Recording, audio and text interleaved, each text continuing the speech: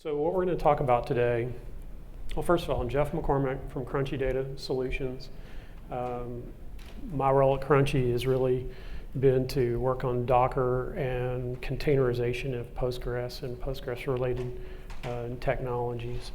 So what I'll do first in this presentation is I'll go through some slides, give you an overview of the technology and kind of our interpretation of using the technology to solve some problems, and then I'll walk you through hopefully a collection of demos. If things, hang on a second, my VM just exploded. Yep. Oh, okay.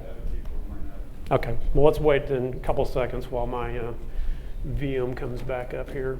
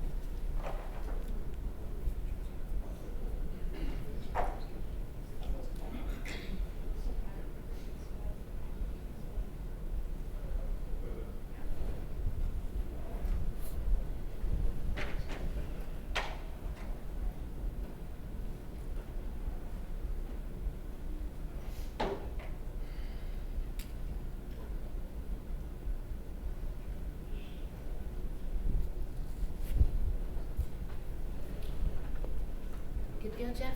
I'm Debbie Serta. Hey, nice to meet you. Help keep the reach of the room so when you were... Okay, I think we're good. Let me keep on time. Okay. Everyone starts at 10:30? Yes. And should we give you like the 5-minute warning? Yes. Yep.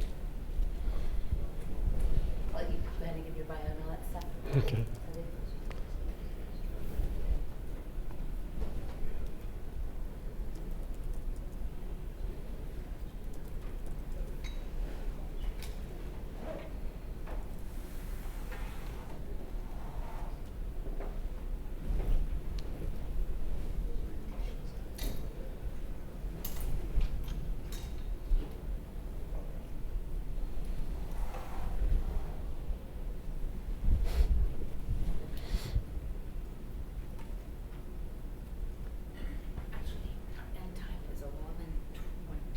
Okay.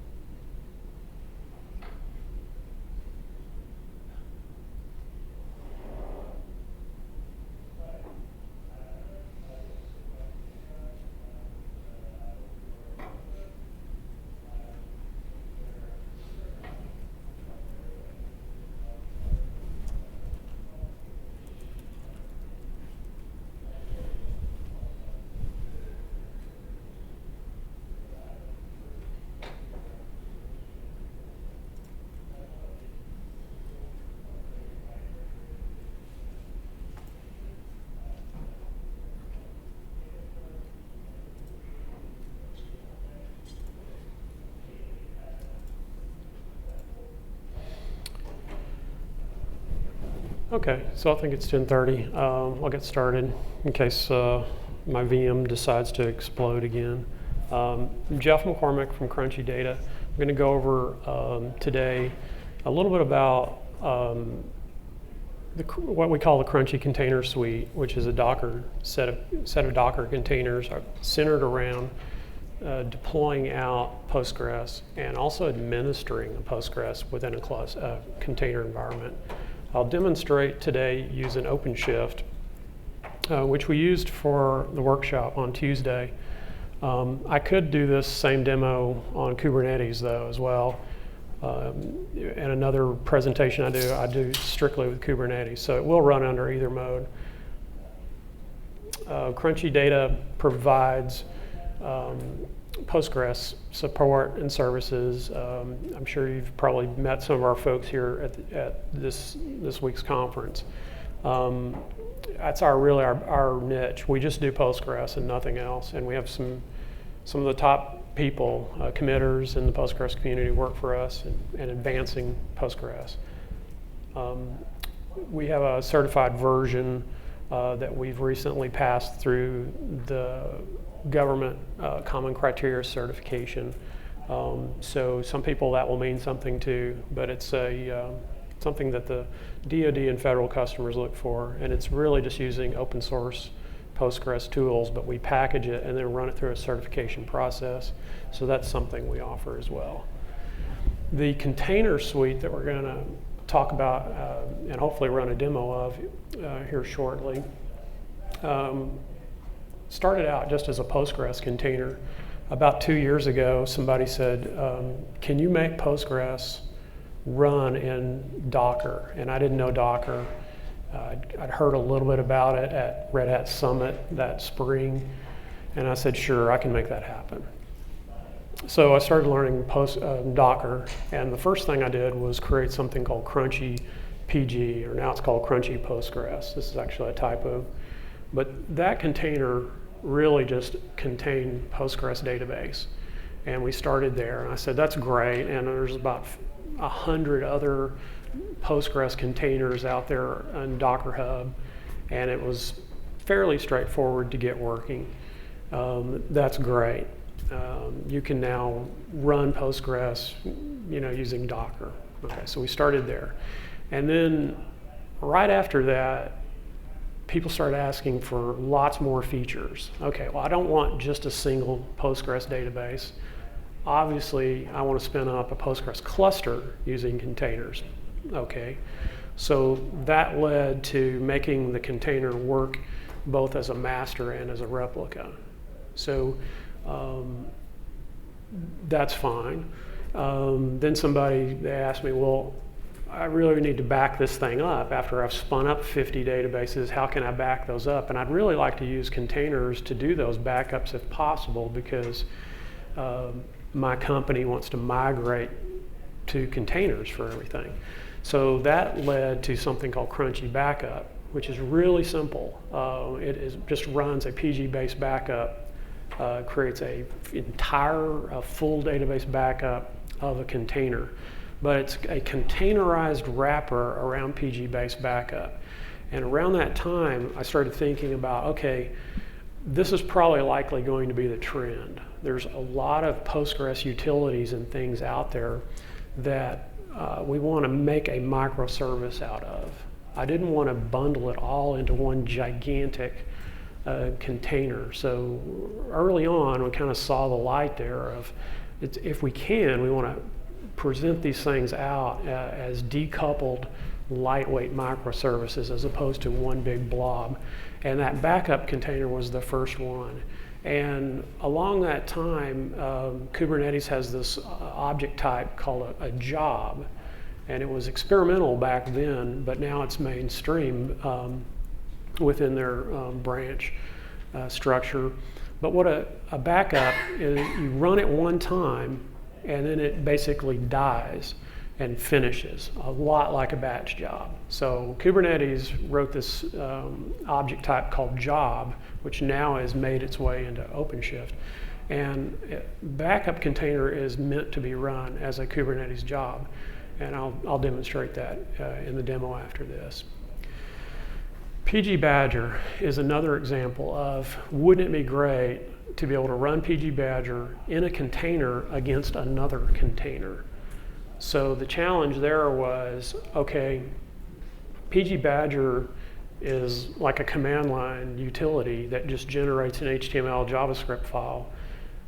So what I did there was wrap that with a little bit of HTTP service, just a little bit of Golang code. I think it's like maybe 30 lines of Golang code that just wraps and invokes PG Bajor. And then if I run that container in the same Kubernetes pod, I'm able then to have access to the database log files that PG Bajor needs. So this is where the Kubernetes pod construct is really useful, in that if a pod is simply a collection of containers, and those collection of containers all have access to localhost and also to things like mounted directory volumes. So the Postgres container mounts its data volumes as a separate volume, and PG Bajor container, by being placed in the same pod as the database container, now it can read the log files. You basically hit a REST API and it invokes PG Bajor, it reads the log files, produces that nice report, and then it just presents it back to you. And I'll demonstrate that here in a second. But again, it's another case where there's something out there in the Postgres world that some people like, some people hate it apparently, but some people like PG Bajor and find it useful. And it was really simple to turn that into a microservice, wrap it just a little bit of code that enables it to be more accessible in kind of a cloud container environment. And here, right around that time, and these kind of worked in this time order too, right around that time, we really started turning our attention to, well, we don't think a Postgres container is really where it's at, just as a single thing. What we started to see early on was, we think there's this concept of a container suite or a collection of containers. So our goal was to provide somebody who wants to run Postgres in a container environment with administration tools and monitoring tools, all that with a little bit of glue code make your life easier to run Postgres in a container environment. Crunchy PG Pool is another container that wraps the PG Pool product, and the only features really we're using that PG Pool for, the way it's configured by default, is some customers wanted the PG Pool functionality of a single entry point into a Postgres cluster. So their application, maybe it used Oracle or something, and they're used to dealing with one entry point into a cluster. And PG Pool has that really nice feature of routing reads and writes to the right node members, so that only writes and updates go to a master. So that's a nice feature. So we literally wrap PG Pool just for customers that want that feature. That container does nothing but points to a master and a replica service proxy. So in the world of Openshift, there's this notion of a service proxy, and it really looks like just an HA proxy that stood up in front of back-end containers.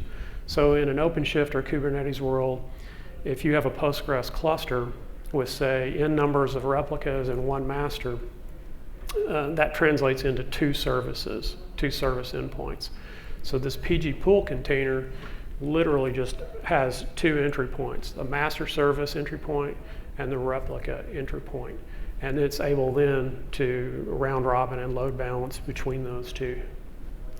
CrunchyWatch is another container that I think at another PG conference, some guy came up to me and he said, hey, why don't you do automated failover for this Postgres container cluster setup that you've got?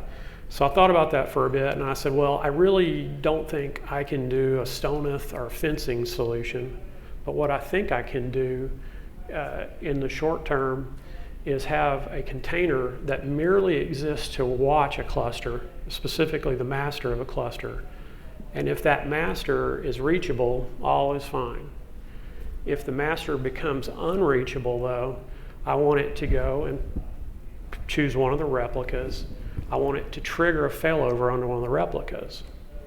And in an Openshift and Kubernetes world, since you have these service proxies in front of a master and a replica, I want it to automatically spin up another replica if the master falls over to keep the cluster configuration. Like if there's 3 nodes, I want it to always have 3 nodes. And that's the value that Openshift and Kubernetes gives you, is that you can specify the replicas to run as a replica set. And therefore, Kubernetes will always try to keep that replica set in a configuration that it deems as the truth. So CrunchyWatch is literally a 100-line bash script that just sits out there and looks at a master. If the master falls over for whatever reason, turns one of the replicas, begins a failover to the replica. It changes the metadata, the Kubernetes and OpenShift metadata, though, of the replica that it's chosen as the master to be the same metadata label that I assigned to a master. And that's important in that the proxies that are out in front, the service proxies, now will route master traffic to this brand new master. Okay? So the ability to go interact with containers from a container like that uses something called a Kubernetes service account. And a service account didn't exist for a long time, and it would have made this kind of work impossible. But a service account is something that within a container, you can reference a service account to gain privileges to dynamically interact with other containers. So it's a very powerful concept, and you can set up roles and permissions around it so that only certain containers have access to that. So that 100-line bash script doesn't do a whole lot, but it uses a very powerful feature in Kubernetes to pull off some of that, quote, magic. If you wanted to do this type of failover, do these containers have to be on the same host? No. So in Kubernetes OpenShift environment, people ask me, they'll say, why do you bother with these big heavyweight frameworks like Kubernetes and OpenShift? And one of the reasons is for multi-host transparency or container location transparency, so that you can just set up multiple Kubernetes or OpenShift nodes, physical host, or they can be VMs or whatever. But the master controller in these frameworks is able to place containers on, to spread the load across multiple ones. So they don't have to be on the same physical one. And the service endpoints are actually guaranteed to be essentially static IPs across that entire cluster. And that's another great feature. Yeah, I think the idea is if we have like multiple data centers, Yep. one data center goes down, we can fail over to the second one. Yep. So when you set up these environments like OpenShift, the administrative setup on them can be quite complicated if you have big geographic spread of machines or networks. And that unto itself is a huge subject matter. But yeah, the bottom line is, if let's say you had 2 replicas and a master, you could theoretically, or you can run them on all 3 different machines, and that gives you another level of high availability whenever you try to deploy these things.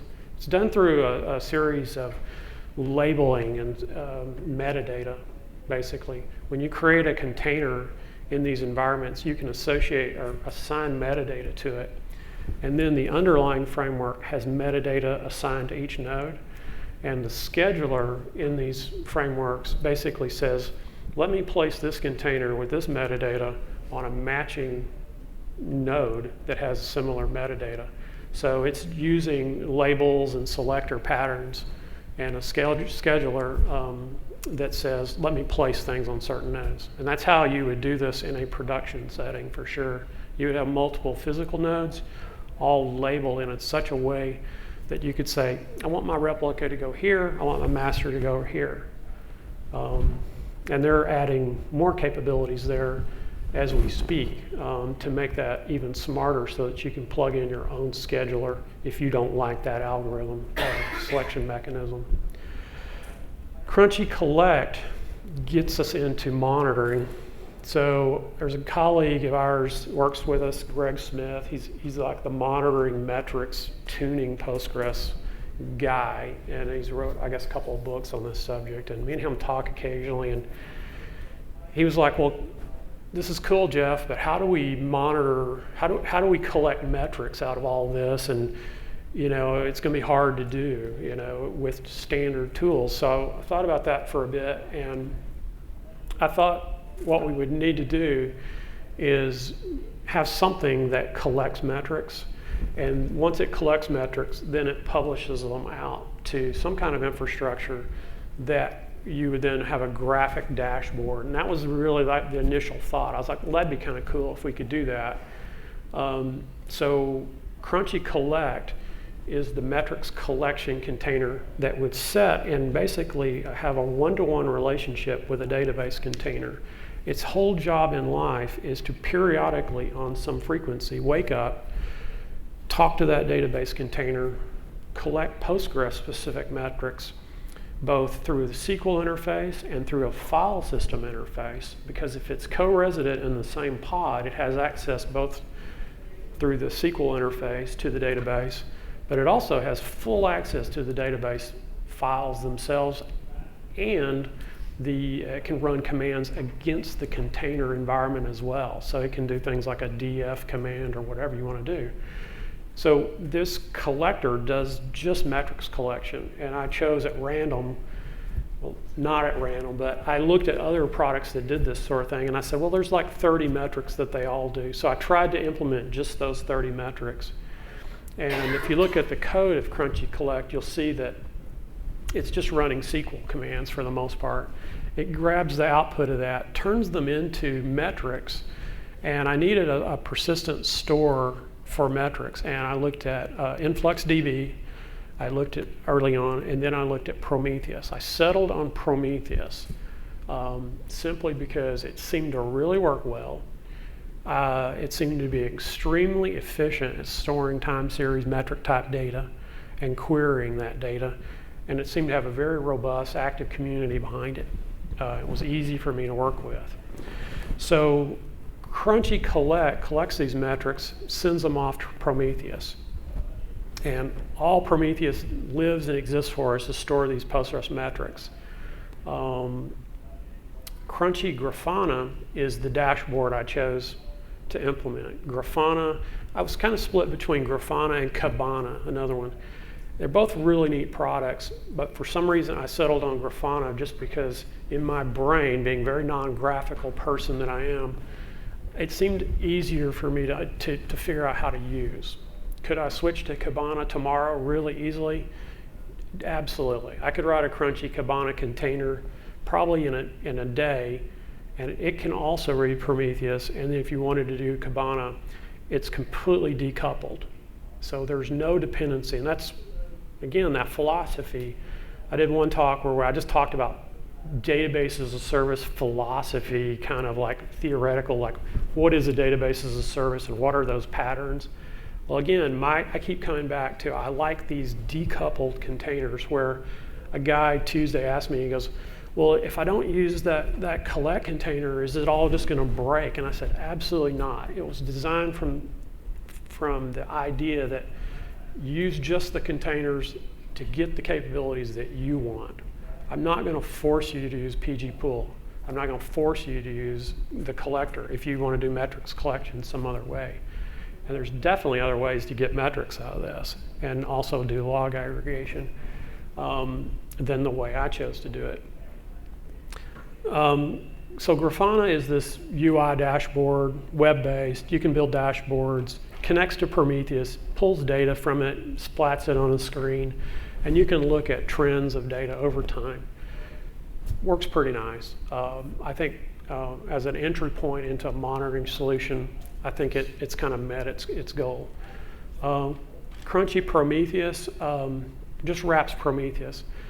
Another great question I got asked Tuesday was, why are you wrapping Prometheus when there's already a Docker container for Prometheus? The reason I wrap all of these is I wanted to give customers a standardized base operating system image in these containers. These are all running on CentOS 7. So when I do releases of all of this, I build everything on CentOS 7. Or if you're a quote enterprise customer of this, we build everything on Rails 7 base images if you're going to run in a pure Rails 7 mode. So you can run these containers either with a Rails 7 image or a CentOS 7 image. But that's the reason why I didn't use some of these that are pre-containerized, is I didn't want to provide customers something that half of it's running on Alpine, quarter of it's running on Debian, and another quarter is running on something else. The customers that we run into, they like that feature of saying all your containers run on the same base OS image, so therefore when there's a bug in CentOS 7, it makes the build and the bug fixing of this, I think, a lot easier for me. If I'd chosen all different base images, probably would have been a nightmare for me to do that kind of continuous integration builds that I wanted to have for these containers. So that's the rationale behind it. I get that question a lot, and it's a great question. And if I was doing this for different types of customers that didn't care about that, then it would have made my life a lot easier. There's already one for a container, several for Grafana as well. That's another example. Crunchy Vacuum is a sort of like a backup in that it's a DBA task. It's something you're going to run on demand or when you on some frequency, and it was modeled awfully a lot like on the backup container. And again, Greg Smith, great guy. He did a internally at Crunchy, we have about every 2 or 3 weeks, we have this internal lunch workshop. And one of these Postgres guys usually, I mean, really great, smart guys, usually presents something to the entire company. And we sat for an hour and a half, and these guys like school us on everything you ever want to know about PG dump, or vacuuming, or something I've never heard of on Postgres, which is about every week I hear something I've never heard of. So one of these workshops, Greg Smith, he talks for an hour and a half on vacuum analyze. Everything you possibly, more than you want to know. But what it told me was, okay, here's an opportunity to containerize vacuum analyze in such a way that I could run Kubernetes jobs against these containers. And all I have to do is write just a little bit of API hook in there so that it knows which database container it wants to talk to, which service facade or service endpoint. And I pass it the credentials, and you execute it as a Kubernetes job, and you just now are able to do vacuum analyze on database containers. So that's what Crunchy Vacuum is. Very, very tiny bit of code. And it's all bash scripts. There's nothing about it. If you look at it, you're going to be like, this is simple. And it was meant to be simple. Microservice of just vacuum analyze. That's its entire life's mission. You can use it, or you don't have to use it. But after I did backup and vacuum, I thought, well, that's really cool. And at another show like this, a guy came up to me and he said, those are awesome. But what I really want is the ability to be able to schedule these when I want to. I don't want to have to schedule container executions in cron because my sysadmin will not give me access to cron. And it's a big pain to do that, to get even access to a cron and then make changes to a cron. Thought about it for a bit, found a pre-written Golang cron package out on GitHub, completely implements the full cron spec, and I said, that's it.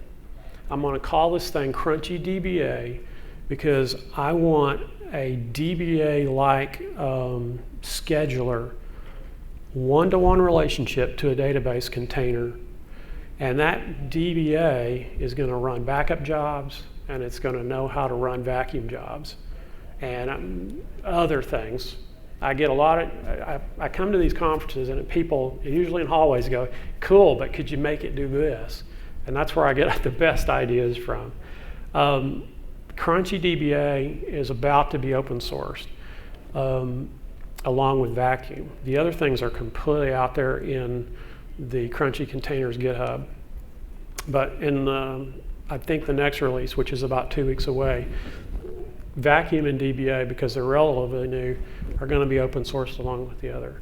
My long-term vision for Crunchy DBA is to get a lot smarter and not only have a cron-like facility capability, but have more of a real-time capability as a one-to-one relationship. So you basically are having a Crunchy DBA container assigned to specifically manage one database container.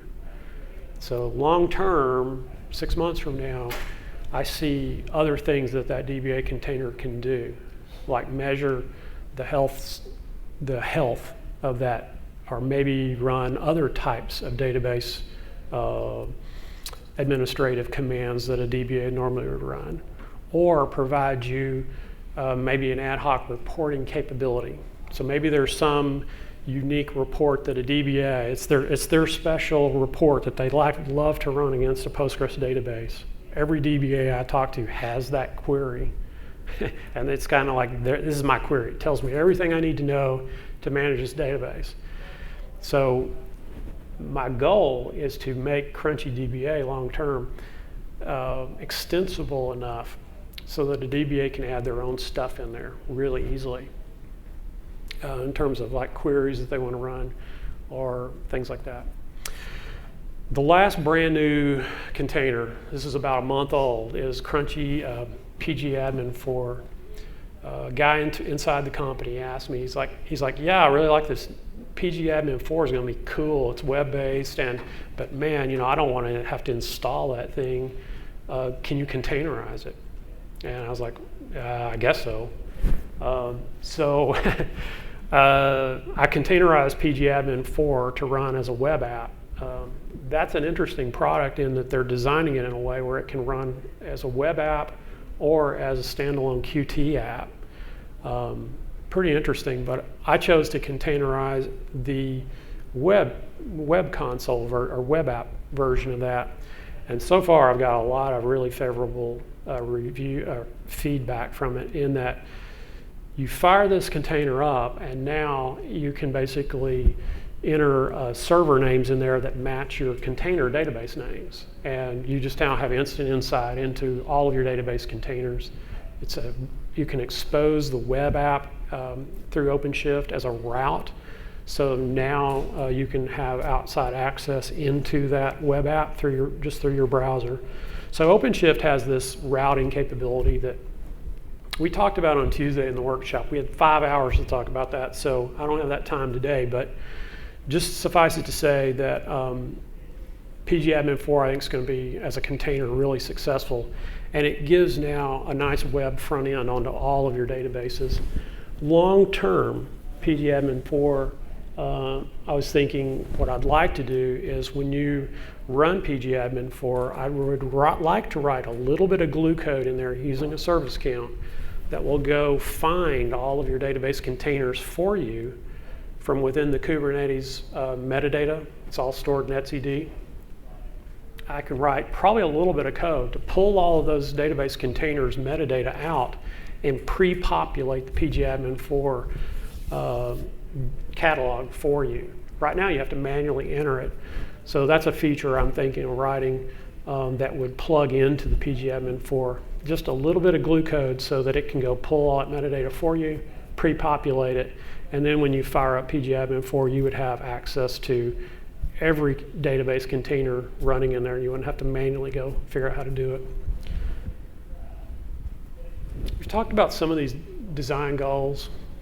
Well, anyway, that's where the container suite stands today. In the backlog right now, there's probably 3 or 4 more other containers people have asked us to add in here. One in particular is another colleague of ours wrote this PG Backrest backup utility.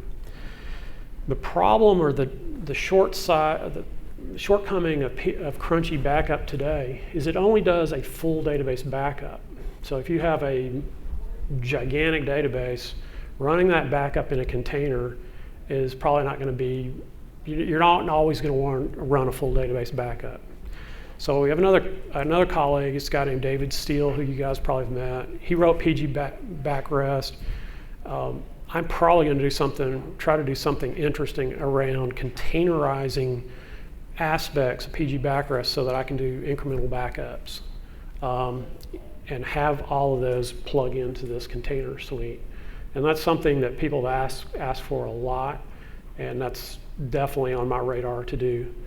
Other containers that we may do in the future as a discovery type user interface that would allow you to discover, let's say you're running 100 Postgres containers with different types of metadata associated with them.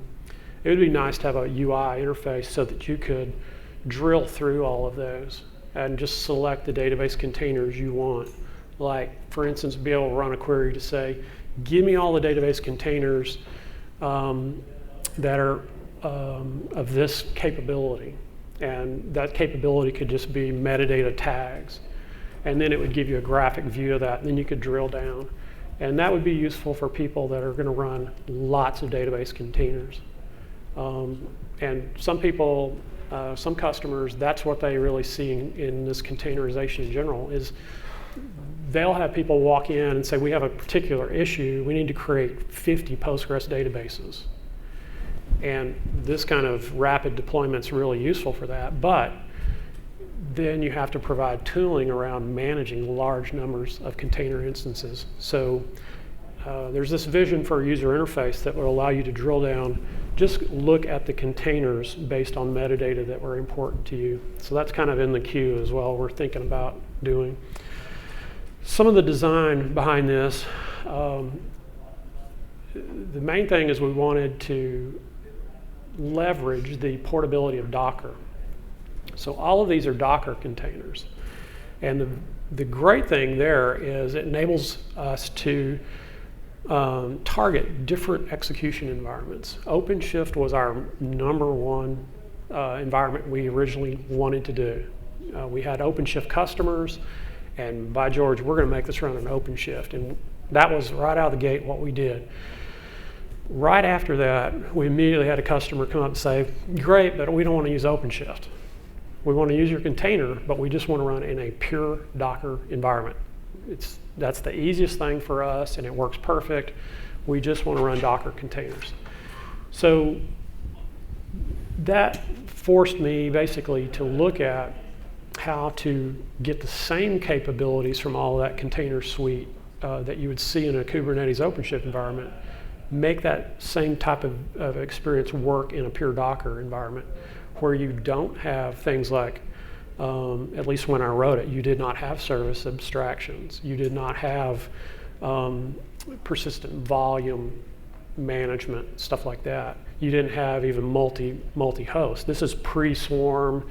This is pre-Docker 1.12. So basically, you get most of the functionality of the container suite in a pure Docker mode, but what you don't get is like CrunchyWatch does that service account magic. You don't get that in a pure Docker mode.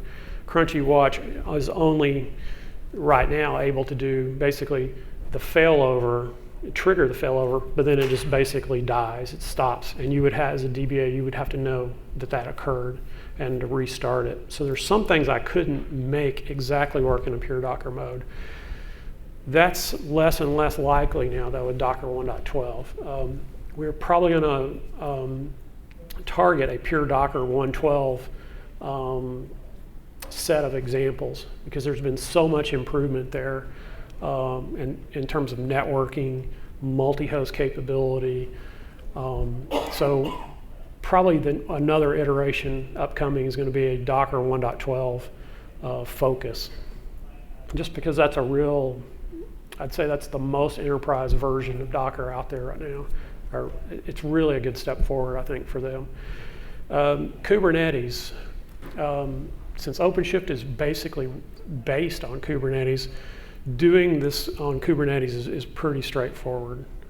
There's not a lot of OpenShift only features that the container suite uses at all. So you can run this like I ran it last week on Docker 1.3.6.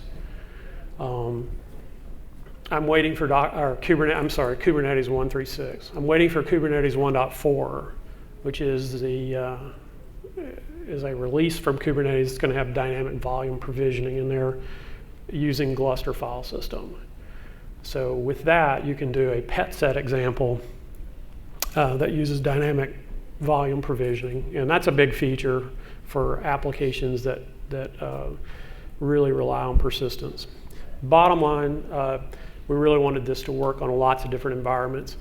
I actually got this to work on Mesos Marathon, at least a master replica set, about 2 weeks ago. I started picking up a little bit about Marathon. Pretty neat platform. It's a little bit behind, I think, in terms of persistent volume management, of where I think it's behind definitely where Kubernetes and Openshift are right now, but very promising. You can actually use it. Seemed fairly stable. That's another one we're keeping our eye on. People have asked us about. Anything running Kubernetes, you could potentially take these containers and run it on. Stuff like Rancher OS, for instance, is one that we get asked about quite a bit.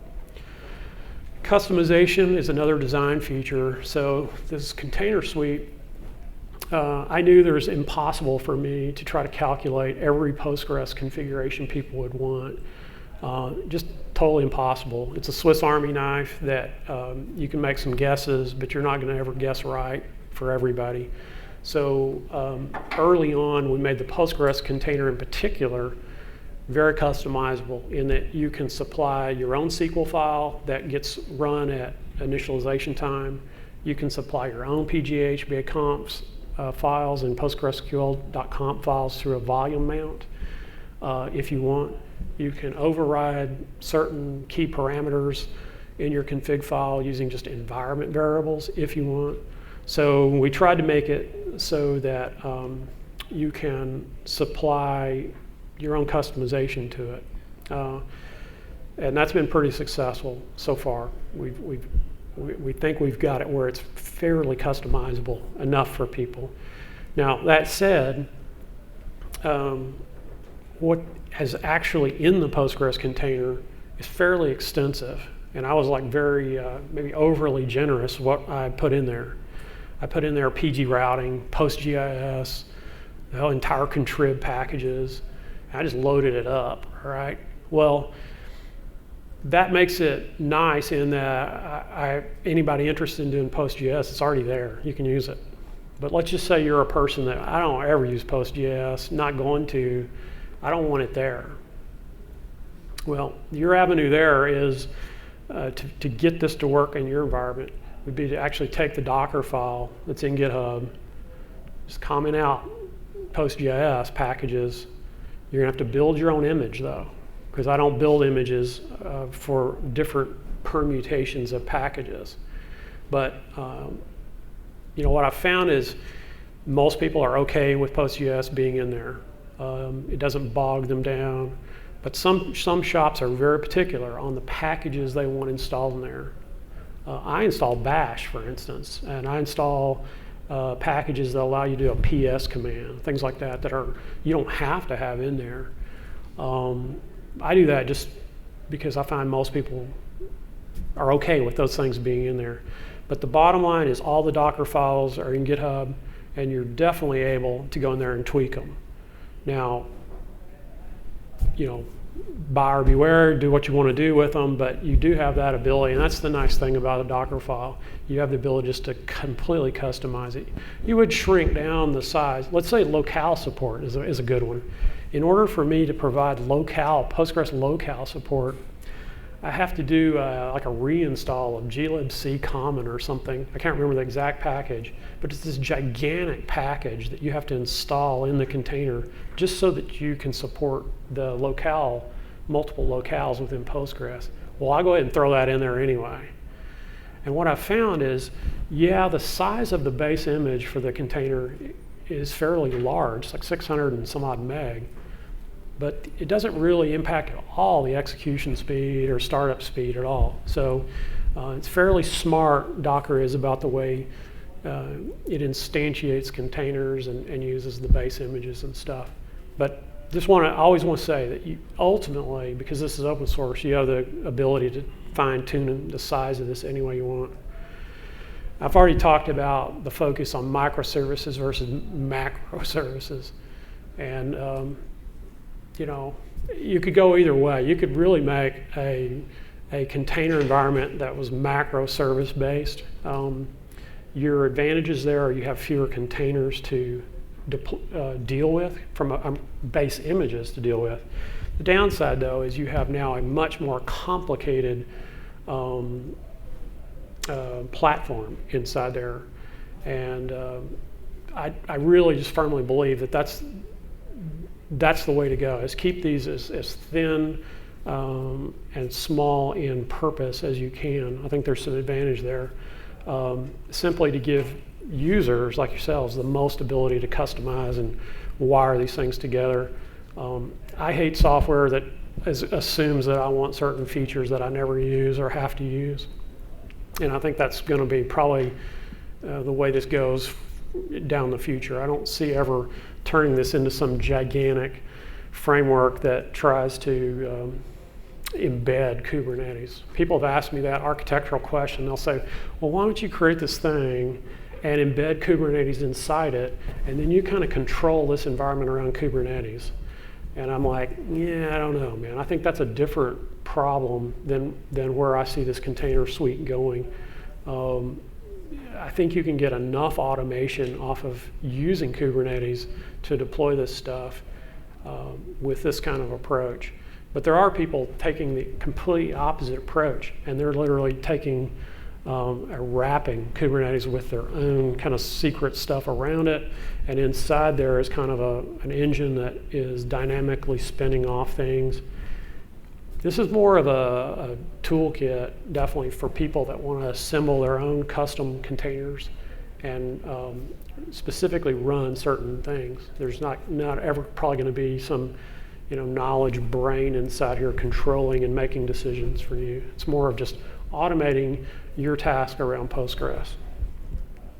This is the architecture slide. It took a while to develop, but if you assembled all the containers and ran them, they basically would be wired up sort of the way this chart works.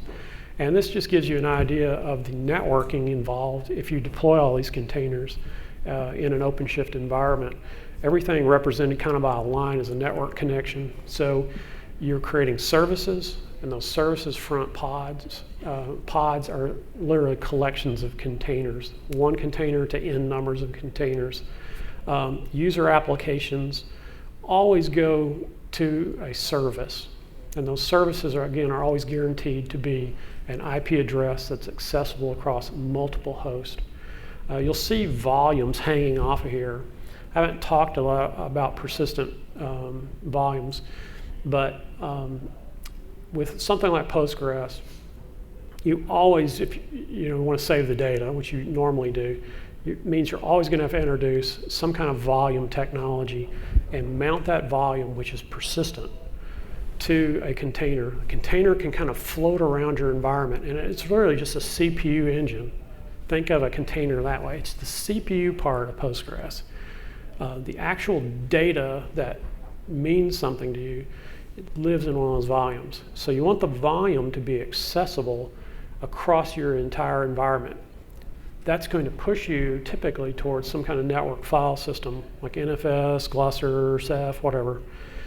So Kubernetes and OpenShift, in their persistent volume technology, they have support, predefined support for a fixed number of technologies like Ceph and Gluster, Amazon and Google Cloud storage. But they also have a thing called Flex Volume. Flex Volume allows any vendor to basically plug in a persistence technology into Kubernetes. And some vendors I've talked to that do like Docker volume technology like Portworx. There's another company called Diamani I've talked to. They make use of that Flex Volume in that they want to plug in their persistence technology into Kubernetes, but Kubernetes is not going to be writing a Portworx driver. They're going to push it with Flex Volume. They're now able to push that out to the volume vendors. So you're going to have an explosion, I believe, of different container volume technologies with all kinds of different characteristics. 5 minutes? Okay. And I'm about out of time, and I haven't even demoed anything, and I always do this with this presentation. I get talking, and backup and restore, literally, you would almost always want an NFS or some kind of persistent store to be mounted for your backups. And the way Crunchy Backup works is it connects to a database container, runs PG-based backup, and the archive data files that it writes to another mount point in the container. That mount point I typically demo with NFS. And when it does a backup, it uses the host name that it's backing up. Every host name or container name should be unique. It'll create a subdirectory with that name, and then it creates a timestamp subdirectory under that. So if you ran backup zillions of times, you'd see all these timestamps underneath that have basically all your backup files. And that's the way Crunchy Backup works today, is it's essentially a hierarchical file system.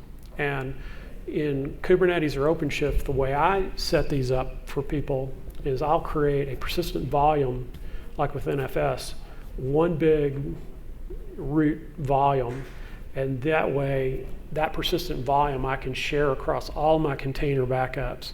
And because I depend on the container name being unique within that project name, I then have a directory structure that's unique.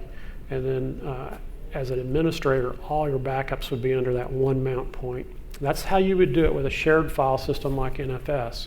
If you do it with something like Amazon EBS, which is not shareable, then that is a particular interesting solution you have to figure out, in that now I have to ensure that my claim on that Amazon EBS volume is unique for every database container that I want to do backups with, okay?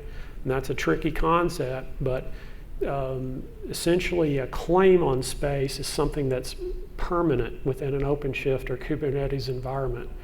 I could probably talk for 2 hours just on how that persistence mechanism works and how it impacts Postgres. But the bottom line, the takeaway is,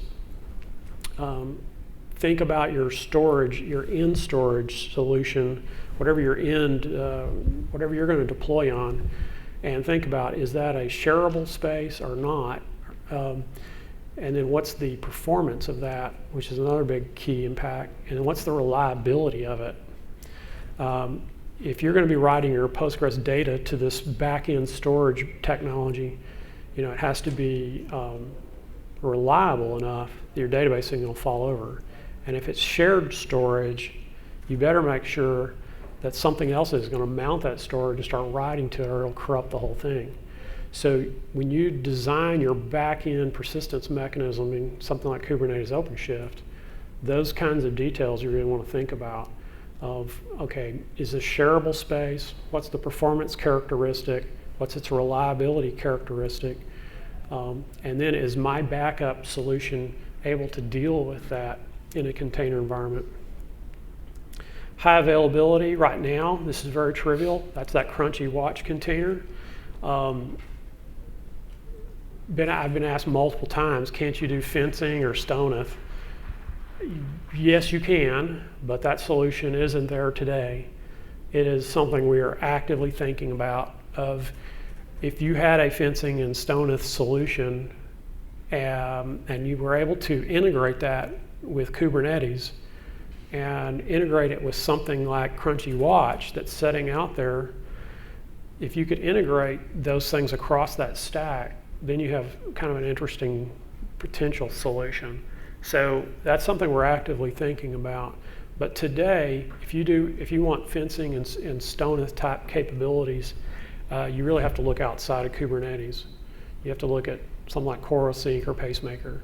And you're going to have those products, by the way, like Pacemaker has a Docker integration, but it doesn't have Kubernetes integration.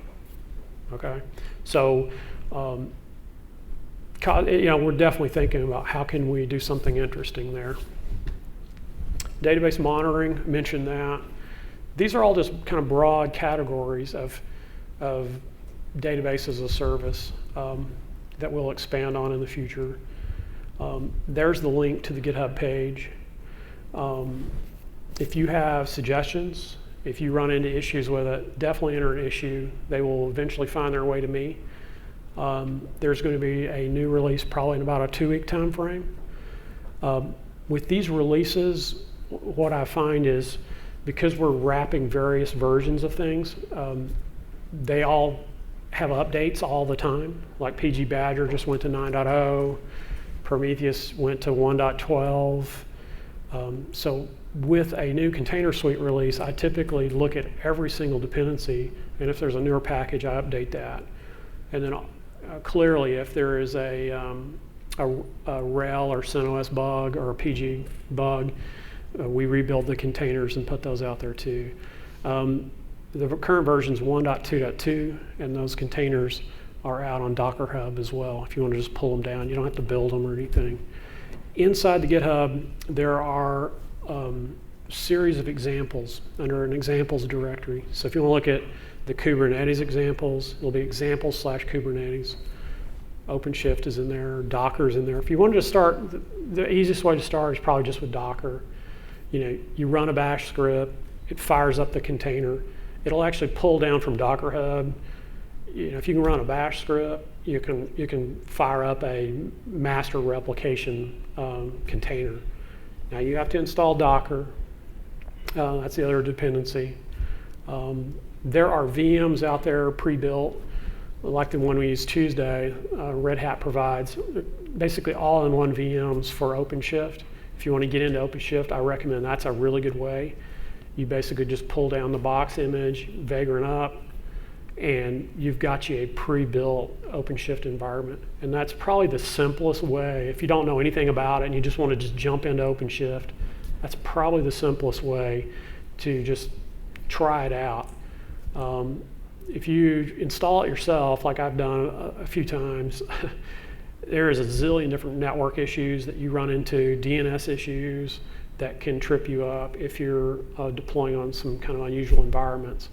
The networking behind it is substantial though. So if you're really good at Linux admin, you're not going to have an issue, but if you're a little sketchy on DNS or DNS mask or things like that, the VM image is definitely a nice way to start up and run. And any questions? I was going to do a demo, but literally it's just running commands and stuff, and you would see containers start up, and I would show you NFS file directories and stuff like that. But I think once again I'm out of time. So any questions? No? All right. Well, thank you very much.